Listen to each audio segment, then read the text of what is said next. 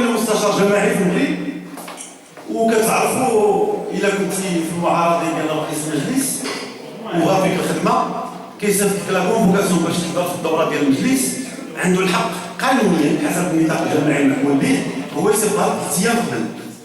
فكتبت للوزاره الداخليه وكنت كنتمنى انه في التعديلات اللي كاينه انه يراعي شي شويه الا بغاو يكسبوا المغاربه المقيمين في الخارج باش يشاركوا في الجهاد السياسي وتستافد الدوله من الخبرات ديالهم، انها تكون شي مبادره يقولوا ودي ما كتلاحظوش انهم غيطلبوا لنا نسجلوا في اللوائح الانتخابيه وصافي وحبسوا، ولا مقترح ولا كلمه ولا مبادره تسجلوا، ولكن عرفتي شنو بغاو غير يكونفلوا بنا العدد ديال المسجلين في اللوائح الانتخابيه.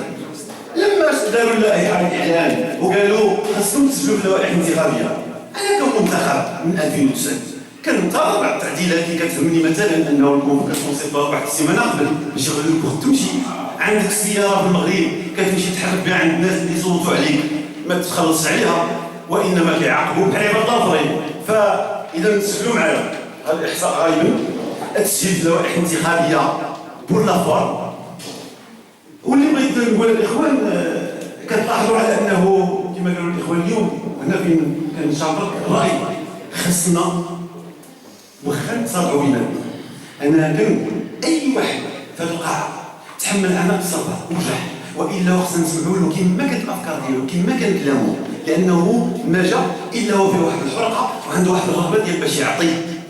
وخاص كل شيء راه ما كاين لا رئيس ولا مرؤوس، خاص كل واحد فينا هنا سي اون بريمير سيلول، هذه نواه.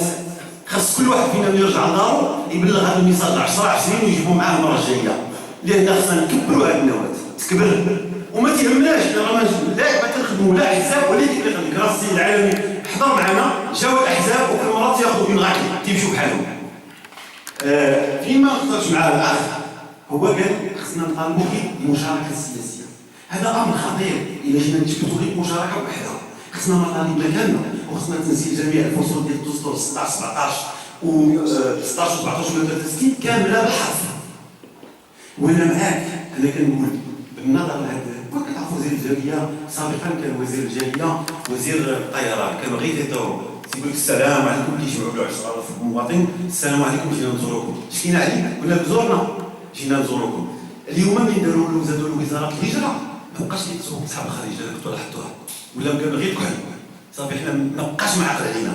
اذا انا اقول واتحمل مسؤوليتي واللي بغى يبلغ يبلغها، هو اننا يجب ان نصعد، يجب ان نغير من لغه الخطاب ديالنا.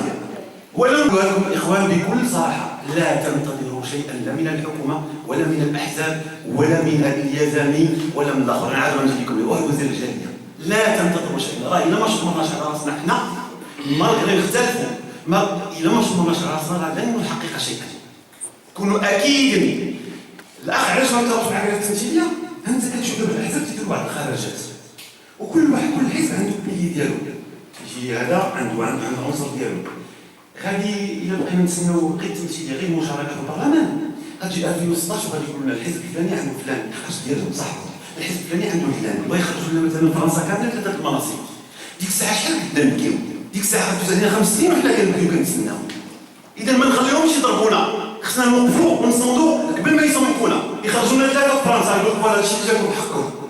اذا انا كنقول يجب الاشتغال على نمط الاحتجاج ونمط باش نحتجوا بطريقه عصريه جديده اللي غنشتغلوا عليها الاخ، وهو ما نمشيوش كما قلتي انت نمشيو نحسوا الكبره شي وزن نقولوا بغينا معك اللقاء.